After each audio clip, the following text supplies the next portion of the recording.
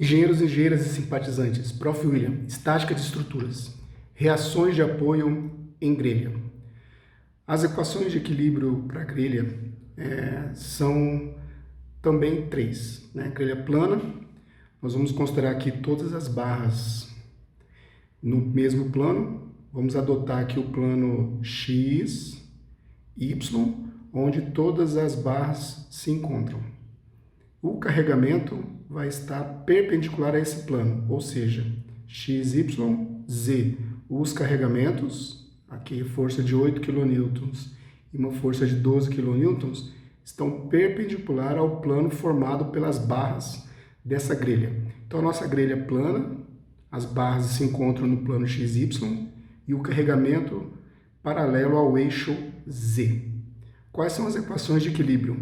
Se as forças estão em z, o somatório das forças deve ser igual a zero para o equilíbrio. Então, nós temos a primeira equação. O somatório de forças em z tem que ser igual a zero.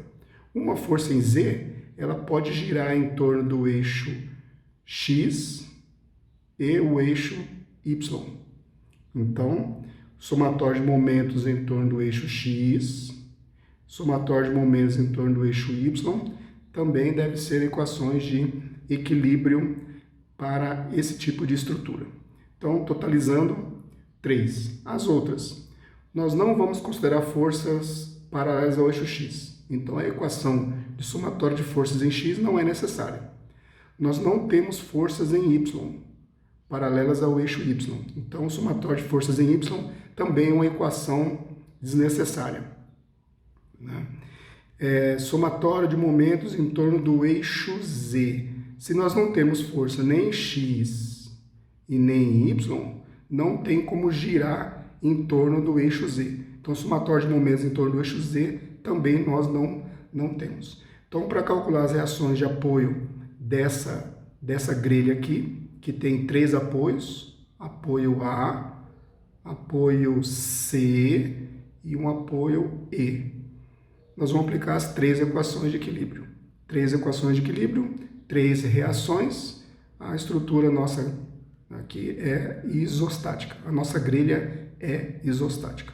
Então, aplicando as 3 equações de equilíbrio, adotando o eixo X passando por BC, por essa barra aqui, e o eixo Y passando por AB, essa outra barra aqui. Começando com o somatório de forças em Z. Somatório de forças em Z, todas as forças estão em Z. A força reativa VA, VC e VE. Vou adotar o eixo positivo para cima, do eixo Z. Então, VA mais VC mais VE estão para cima, todos positivos. Então, a força de 8 kN está para baixo e a força de 12 kN está para baixo. Então, menos 8 e menos 12. O somatório de forças tem que ser igual a zero para o equilíbrio estático. Vou somar agora os momentos em torno do eixo X. Dotei o eixo X passando por BC.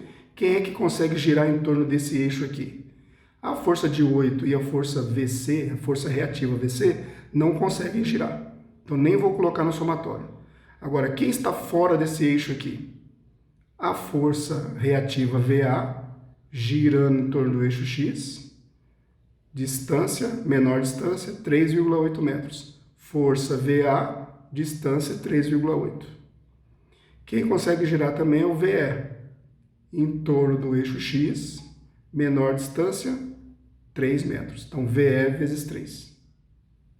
A força de 12, que está fora do eixo X, está girando contrário. O giro é contrário. E a menor distância também é de 3 metros. Então, 12 vezes 3, negativo. Força vezes distância, força vezes distância, força vezes distância. Somatório de momentos em torno do eixo X tem que ser igual a zero. E a última equação, somatório de momentos em torno do eixo Y. Quem é que consegue girar em torno do eixo Y? A força de 8 e a força reativa VA não conseguem, mas o VC consegue. Olha o VC. VC consegue girar em torno do eixo Y. Então, VC vezes 2,8. Então, VC vezes 2,8, positivo. O VE também está girando em torno do eixo Y. menor distância, 2,2 mais 2,8, distância até o eixo Y, 5 metros. 2,2 mais 2,8. Olha o VE aqui. Tá? Mesmo sentido, então positivo. Agora, a força de 12 está girando contrário. Né? Girando contrário. Então, menos 12 vezes menor distância. Paralela ao eixo Y, menor distância, 2,8. Então, 12 vezes 2,8. Então, vamos resolver agora esse sistema que nós temos VA, VC e VE. Menos 8 menos 12, vou passar para o outro lado, 20. Então, VA mais VC mais VE é igual a 20.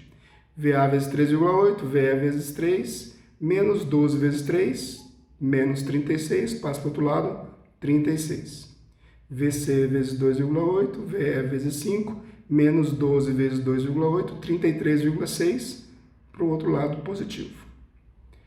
Notem que o VA está multiplicado por 1, o VC por 1 e o VE está multiplicado por 1. Então, eu vou colocar aí na forma matricial.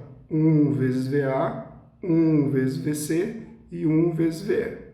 Na segunda equação, eu não tenho o VC. Então, eu coloco 0 vezes VC. Mas na mesma ordem, 3,8 vezes VA, 0 VC e 3 vezes VE. 3 vezes VE.